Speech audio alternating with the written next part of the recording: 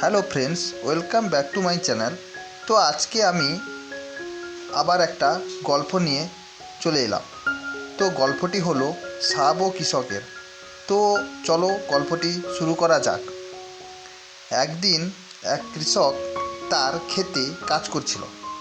হঠাৎ সে দেখতে পেল একটা ছোট্ট সাপ। সেই সাপটি ঠান্ডায় কাঁপছে। কৃষকের মনে বেশ দয়া হলো। সে সাপটিকে তুলে নিয়ে তার গরম কোলে রাখল।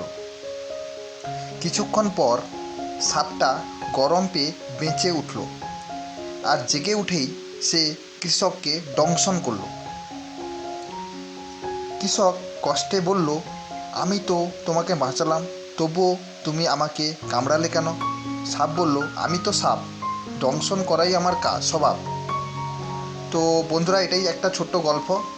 এখান থেকে আমরা যে শিক্ষণীয় নীতিকথাটা পাই সেটি হলো, অন্যের প্রকৃত স্বভাব না বুঝে না দেখে সাহায্য করলে বিপদ হতে পারে।